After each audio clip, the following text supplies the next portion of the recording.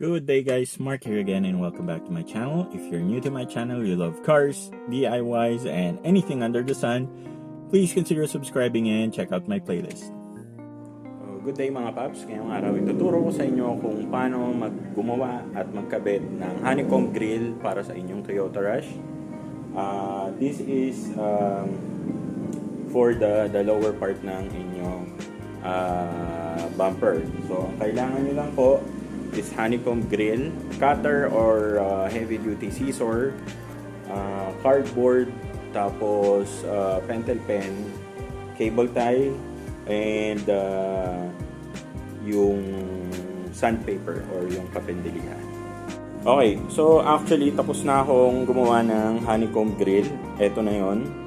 And gumamit ako ng karton or yung cardboard. So ito yung parang rough na itsura nung gusto kong gawin na honeycomb grill.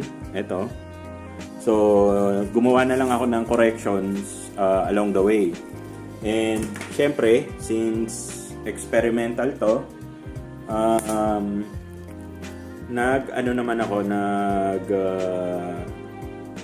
kumbaga, naka 2 attempts ako bago ko na perfect yung gusto kong itsura. So, yung una, yun yung pinakataas. And ito na nga, yung inulit ko, yung pangalawa. And yan na yung, kumbaga, yung final. So, I think makakagawa pa ako ng isa dito eh. Oh, kaya pa nga. So, meron pa akong pang reserva. Anyway, so, papakita ko na sa inyo kung paano siya ikabit. At para may idea na rin kayo kung ano yung magiging itsura niya. Okay, so, ganito lang yan guys. The reason why cable tie yung gagamitin is because para madali siyang ikabit and also madali lang din siyang alisin. Kasi nandito guys yung tow hook, yung front tow hook na mount. So kailangan din, syempre in case of emergency, at least madali nyo maalis yung grill or yung honeycomb na grill out of the way at makabit yung towing bar. Ito kasi guys, sobrang pogi pag nakita nyo. Kakabit ko muna.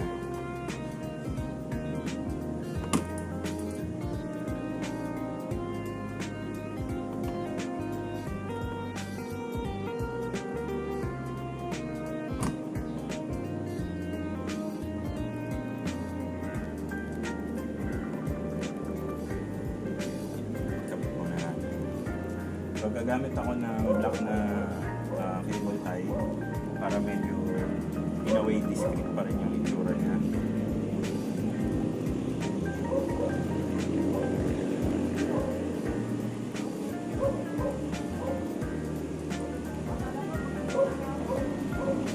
Gagamit tayo ng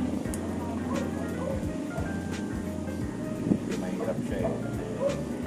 Actually, pwede nyo namang gawin is parang dukutin na lang sa ilalim para madali nyo masungkit yung cable tie. Pero itatry muna natin ng ganito. If not, alisin na lang natin yung mga cover sa ilalim.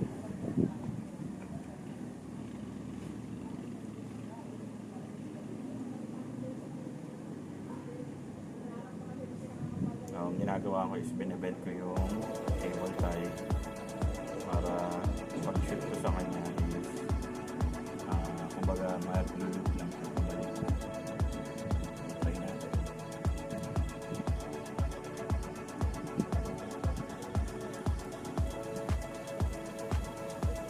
Ayan. So kumana naman kaso sa ibang butas na nag-shoot.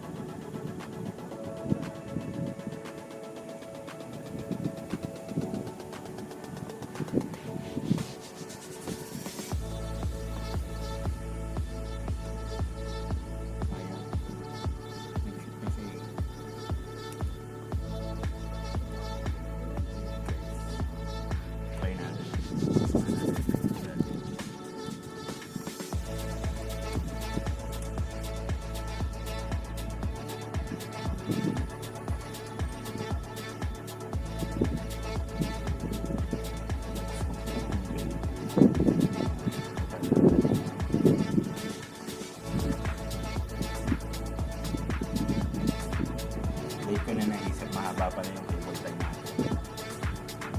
Yung kabila, gagawin natin muna, hindi muna natin siya iipitan.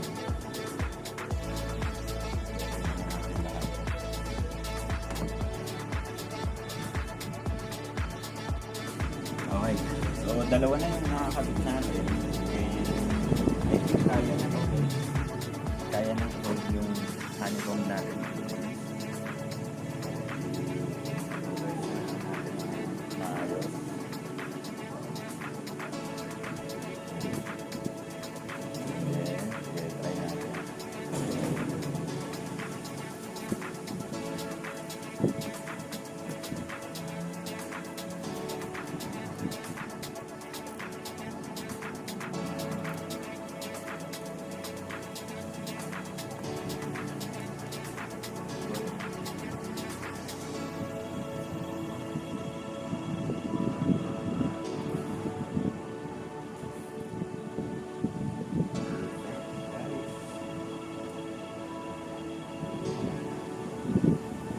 Itatago ko lang yung lock. There it is. Oh my god. Sobrang pogi. Okay. So sige, tupitin ko muna. Papakita ko sa inyo yung finished product. Okay, so guys, tapos na. At check out the finished product.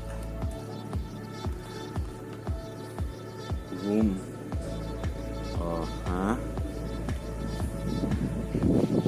Okay.